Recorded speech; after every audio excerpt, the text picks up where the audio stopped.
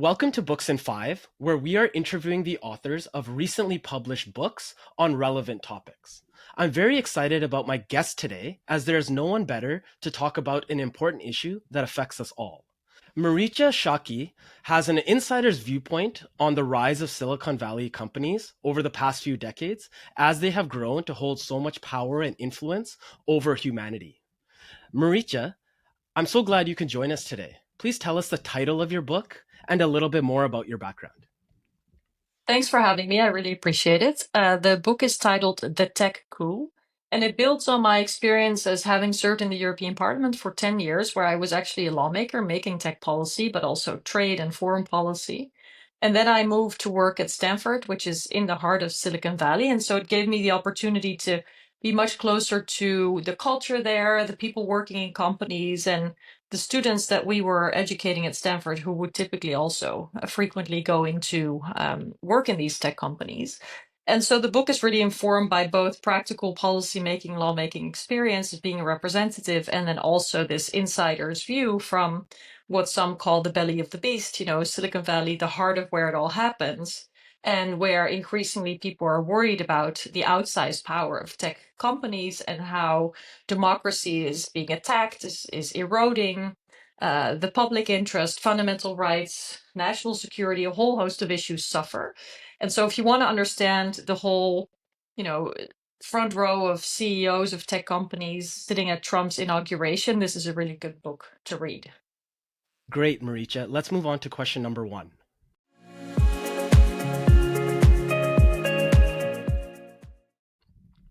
The originators of the internet believed in a specific notion of freedom, but this vision has not come to pass. Can you detail the origins of the Silicon Valley mindset towards technology and how it has shifted over the past few decades? So the early pioneers in technology and the World Wide Web, the open internet, were in many ways very progressive. They were hoping that these innovations would lift unheard voices, would break through uh, old monopolies of power in publishing or in keeping knowledge. And the idea was really that with the right use of technology, the individual could really be emancipated or could see their rights better protected, such as through encryption, for example. And so that was a beautiful promise. And I think something that continues to be incredibly contagious. The idea of this internet connecting people around the world is incredible. It's a world of wonder. But what quickly happened was that commercial companies sort of built on top of the web, the internet, and took over. So for a lot of people, when they say we're going to go online, all they'll ever do is go on a big social media platform or a big search engine or a big retail platform.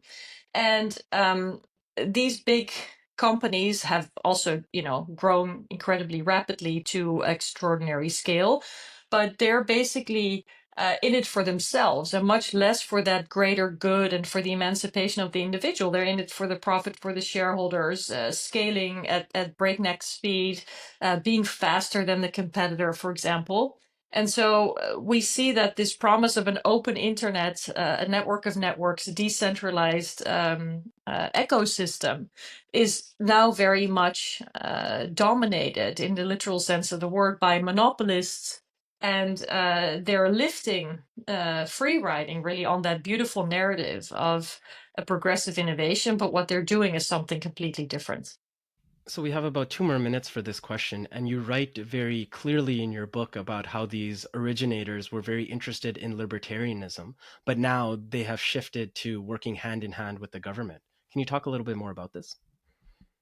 Yeah, it seems paradoxical, perhaps. I think there's always been a libertarian streak in Silicon Valley, meaning belief that government should be small, should not interfere, that one might even look at government with healthy doses of suspicion.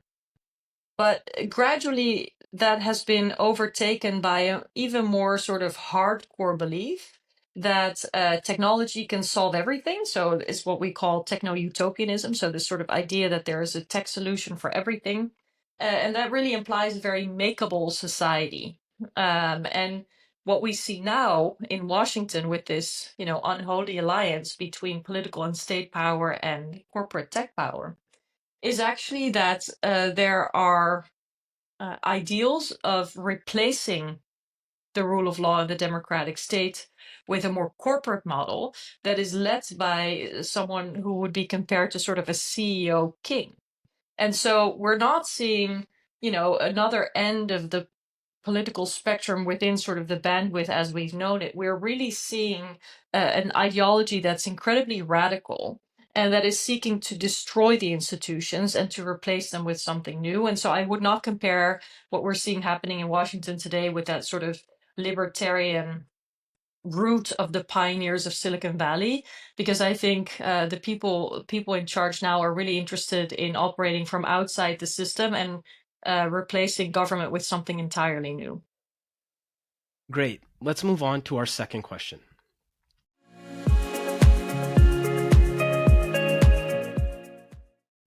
As a member of European Parliament, and with your current position at the Cyber Policy Center, you've seen firsthand how tech executives and their lobbyists operate. Walk us through the common arguments that they use to convince leaders and the general public that they should be trusted with the future.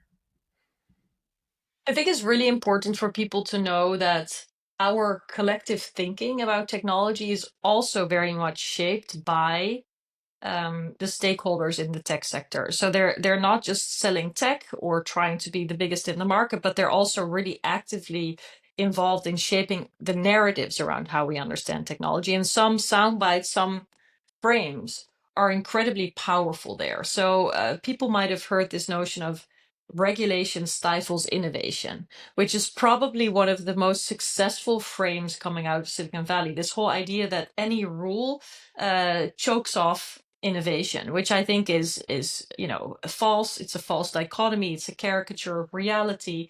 But it's been incredibly powerful in making lawmakers almost apologetic that they're going to do their job and that they're going to make rules and that they're going to actually protect fundamental rights or make sure that discrimination doesn't happen or that elections are not being manipulated or influenced through the use of these tech platforms. um, the slogan has really begun to challenge the legitimacy of the democratically mandated and accountable leaders rather than the other way around. And so that's one that I think has been very successful. The other is that these companies often sort of identify as the internet themselves, whereas they're, of course, big companies operating on the internet. So when there's a legislative proposal, what you would typically hear are notions like, oh, this will be the end of the internet. Like big catastrophic scenario, even if the impact might be, stronger competition rules or more responsibility for content moderation. Really not something that would mean the end of the internet. It would just mean the end of the completely unlimited room to dictate the rules on the part of a handful of companies. So this lobbying has been very effective. Of course, the bigger the bank accounts of these tech companies, the better the lobbyists that they hire. The revolving door is in full swing. They hire out of political offices. They spend money literally on lobbying, of course, in Brussels, in other capitals, DC and elsewhere, to influence the politics and policies around tech. And so in Tech Coup, I write about this quite extensively because I've seen it from close by. And I think it's something that people may not appreciate or know firsthand. Got it. Thanks for your insights on that. We have about 2 more minutes for this question. I want to talk a little bit more about their framing about the future and optimism about the future. Can you describe for us your knowledge and your experience with lobbyists using that framing? So I'm not sure it's always lobbyists, but I think it's very typical for Silicon Valley to think and frame and pitch in terms of opportunity. And that kind of makes sense because if you're a company and you need investors, you're not going to talk about your doubt or the things that may not go well. You're going to focus very effectively on, the potential. And because some of these companies have been so spectacularly successful, um, investors are very keen not to miss the next boat of a great tech opportunity, a new breakthrough that may render huge profits in return. And so I think um the very optimistic view of the world is understandable almost if you put yourself in the shoes of these tech bros that just have been vindicated for their products, have made enormous profits. The sun shines in California. If you have money there, life does actually look pretty good. But that completely overlooks the downsides, the risks, the unintended consequences, the harms, the consequences for people in less fortunate conditions. And I think that that has been really a characteristic of Silicon Valley and the products, that it's just very self-centered, centered around what's good for people there, and really lacks this global view that would be much more nuanced and critical of what the tech could bring. Sure. Marietje, let's move on to our third question.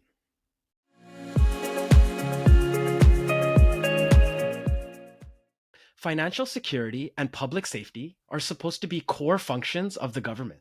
But your book highlights how certain cheerleaders want to offload these responsibilities to private interests. Help us understand who these powerful players are and why it is harmful to democracy. Indeed, governments have broad responsibilities. There are trade-offs between ensuring good defense and good healthcare, well-paved roads and good education.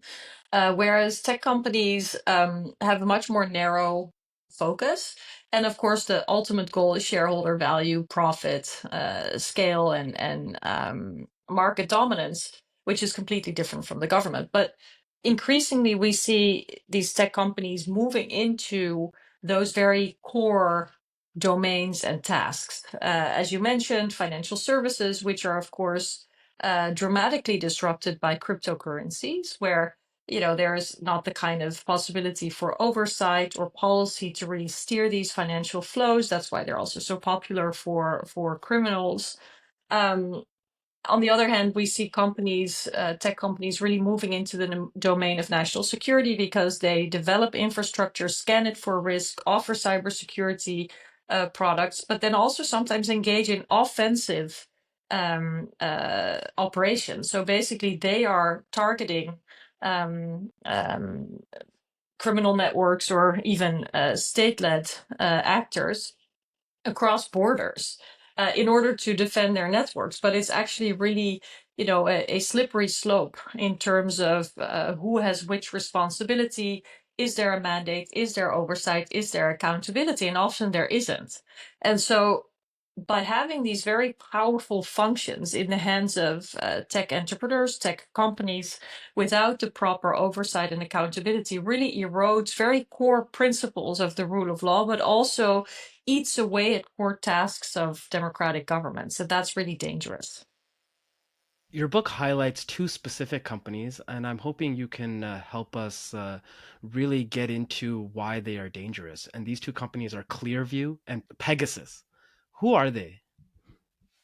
So Clearview AI is a company that scraped the entire internet for people's faces and then decided to sell facial recognition systems so law enforcement could, for example, verify through looking at someone's ID whether they are sought for crime or suspect in a case somewhere. And so they're controversial because they started to give away this access to technology for free to law enforcement agencies, which they then use to sort of market their products as being very trustworthy because, hey, the police uses it too. But there have been cases of misidentifications because we often see that AI actually does not work as people hope or promise it does. It is discriminating, it makes mistakes. And so, with such high stakes as law enforcement, relying on commercial companies using technologies that are not bulletproof the way they should be, is problematic from a civil liberties point of view. So that's Clearview. Pegasus is definitely problematic, but a different product altogether. Pegasus is a spyware solution from an Israeli company called NSO Group. And it's probably one of the best known because there was an investigative journalism project called the Pegasus Papers, which revealed how aggressive this technology really is, which I think about as a commercial intelligence service that is just for sale to anyone who wants to buy it. So It offers the possibility to enter into someone's device, could be phone, could be laptop, and see all of their contacts, photos, email history, things like that. And of course, these products are sold as crime fighting solutions or anti-terror tools, but they will often proliferate, so spread in uncontrollable ways. And in Europe, for example, we've seen that Pegasus was used to spy on judges, on journalists, on opposition figures, on critics. And so this technology is increasingly an anti-democratic tool. In fact, you can ask yourself whether any benefits outweigh the downsides.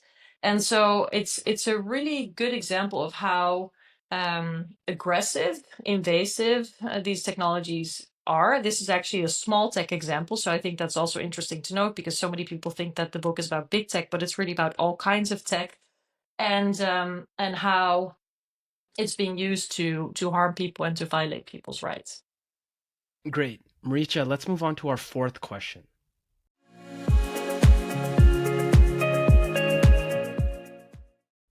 And you've already brought it up, but I really want to dive deep into it. The geopolitical terrain of the future is undergoing a paradigm shift as countries deal with hacking, the rise of AI, and disinformation attacks. Can you highlight the challenges to national sovereignty in a landscape where private companies hold so much power? Well, sovereignty really does seem to be the name of the game, at least in Europe, and I'm sure in Canada it's a big theme these days as well. So there are all kinds of risks from over relying on tech companies. Anything from single point of failure. So if you have, three cloud providers, imagine something happens with one of them, the ripple effects it has through society are enormous. But there's also growing concern that the reliance on US tech companies can be used as an instrument of state power. And laws actually give room for that. So there's the US Cloud Act, which ensures that police and law enforcement can have access to data through US companies, but it could be about Canadian citizens, European citizens, people anywhere in the world. And so it gives a lot of extraterritorial power to the US and thereby challenges the sovereignty of other nations. Um, and when we look at that dependency, we see it really across the technology stack. So anything from data centers to AI companies, social media, infrastructure, like we talked about, satellites, undersea cables. And so there's a growing push by governments to prioritize domestic alternatives with more ambition, for example, in procurement, because it's really seen as not just an economic challenge to be so dependent and to lag behind in having domestic champions, but also increasingly a national security concern, where the real fear is that because the US is turning away from respect for the rules-based order, turning away from the transatlantic relation, turning away from the North American relation with Canada. I mean, the attacks that we've seen on the Canadian government, on Canadians, are just extraordinary. The idea that Canada could become a state of the United States, I mean, these are outrageous suggestions, but this is what marks, the core of the Trump administration. And in light of that anti-democratic, more authoritarian tendency in the United States, people are really concerned about how the dependence on tech can be instrumentalized. And one of the most striking examples for Europeans was really that Elon Musk used his platform X to support the far right in the German elections. And there's much more where that came from that happens in more invisible ways, because of course social media is still somewhat visible when we see Elon Musk using his own account. But when you think about algorithmic amplification, we don't know the details of how business models actually support the spread of certain information, and then the way in which office software or infrastructure dependencies could be utilized as an instrument of state power is really leading to growing concern. Our final 90 seconds with this question. Can we talk a little bit more about private companies, the rise of AI, and national sovereignty?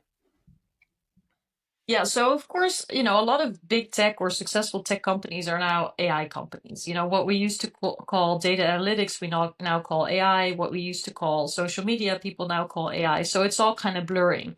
But what's interesting about the wave of AI is the enormous hype around it. I mean, it's extraordinary how much hype there is, but then also how, broadly speaking, governments are worried about the impact this technology can have. And so they're claiming a role in governing AI.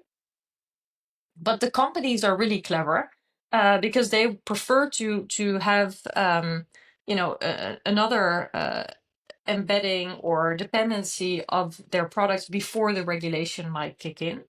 And so I thought there was a really interesting example 2 weeks ago, or what is it, a month ago, maybe by now, when OpenAI announced a new product called OpenAI for Countries, where they're basically saying, hey, we have this generative AI, ChatGPT, and a lot of governments want to use it. So we're offering a package deal. So you can get access to data centers, you can co-invest in a startup ecosystem, and then you can get generative AI products for your people.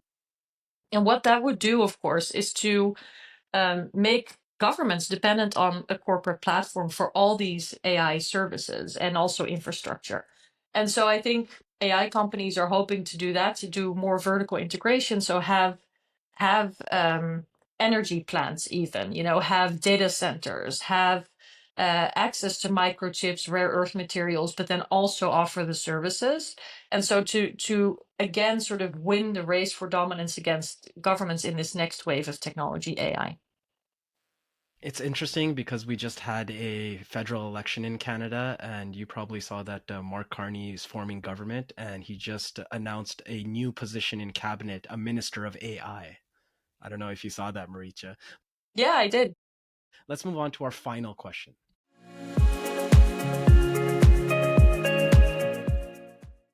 A core revelation of your book is the damage done to democracy when tech companies are dictating regulations and taking over state capacity. What are your key recommendations to reverse this hollowing out of government know how and ability? I think there's so much room for improvement. It starts with having more access to independent knowledge, so to not be so dependent on the tech companies. To do a mapping and then a stress testing of the dependencies on foreign technologies, so that it's clearer to know how to migrate to alternatives. But I also think governments need to be disciplined themselves. There's a real temptation, also by democratic governments, to use technology to also offload transparency on their own part or accountability. So, for example, we've seen police forces that say, "Oh no, we would never hack suspects' devices," but then you find out that they've actually hired the services of a spyware company to do it for them. So, one of the recommendations in the book is also that the accountability that applies to governments, freedom of information, transparency, things like that, should also apply when the governments engage tech companies to execute tasks for them. We learned some really tough lessons here in the Netherlands where the tax authority ended up discriminating illegally on the basis of ethnicity, or birthplace, but basically ethnicity to citizens, which is obviously a grave problem, and the consequences for the individuals were extraordinary and still unsolved in terms of remedies. And this had so much to do with the use of algorithms, and the problem is that because of the waves of outsourcing to tech companies, the knowledge and the ability to have, independent sort of assessments of what makes most sense for the public interest are very, very thin. And so it becomes easier and easier to outsource because there's been outsourcing in the past. And so this cycle really needs to be broken. In the interest of preserving the rule of law and democracy, but also in the interest of having sovereignty and of avoiding that we begin to live in a world where indeed our societies are run by tech companies. Let's talk about this for another few minutes. What has the response been to your book from government officials? I wrote the book for a broad audience, so, curious newspaper readers, but I was struck by how many people in governments, but also in regulatory bodies, so, market authorities, data protection authorities, the European Commission, political parties, things like that. People there were reaching out because people at central banks, people at competition authorities, people dealing with privacy protection are all wrestling with the question: how do we deal with these tech companies? What do they really want?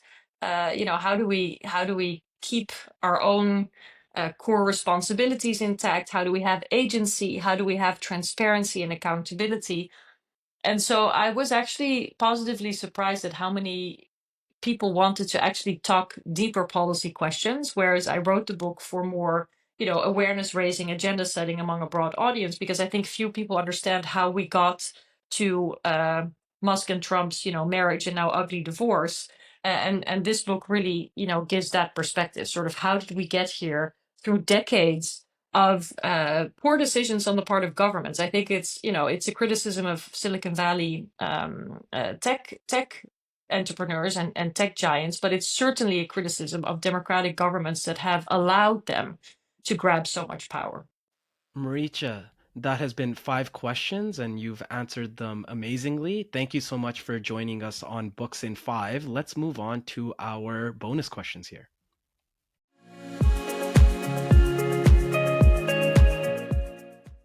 And Marietje, you discuss it in the book, but just give us a little bit of your interest and motivation for getting involved in politics and then tech policy. Well, I almost accidentally got elected at the age of 30. So I wanted to contribute to the democratic process to actually challenge the rise of the far right, which was really striking already back in 2008 and 9, because they were making inroads on the EU level. And so I wanted to help volunteer and ended up on the party list and ended up getting elected. So that was, a turn in my life, which has been an amazing opportunity to serve for 10 years. And then, you know, being relatively young, there were at the time 10% of members of European Parliament under the age of 40, and I was 30. We were naturally looking at Barack Obama's election campaign and his use of data analytics, the rise of social media companies. I studied new media at the University of Amsterdam, so I was always curious about what change technology would bring.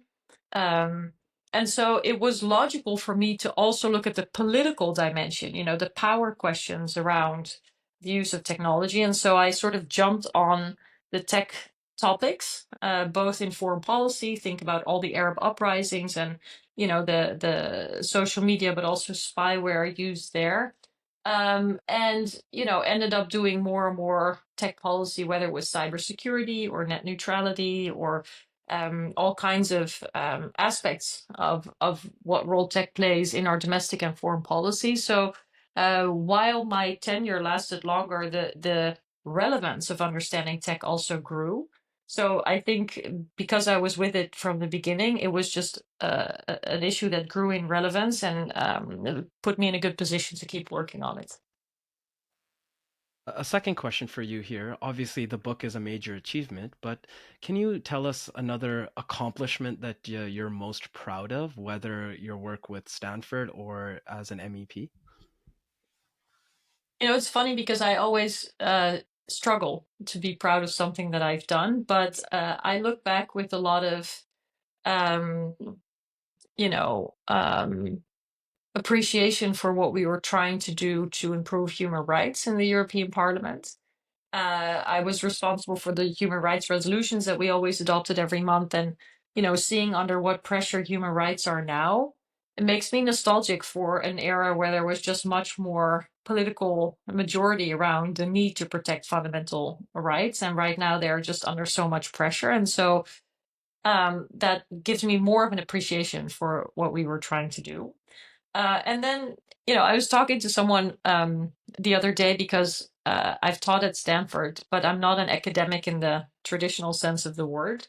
And so I loved teaching. So I think that was just a really nice surprise for me because I hadn't done it before, but I just really enjoy engaging with students. They're just incredible and, um, give me hope for the future. But I really enjoyed when people said, "Hi, professor," because I never felt like a professor in the academic sense of the word. But when you teach in the US, people will typically call you professor. So that always put a smile on my face. Final bonus question for you here, Marietje. What are you working on next? Anything on the horizon in the next 12 months?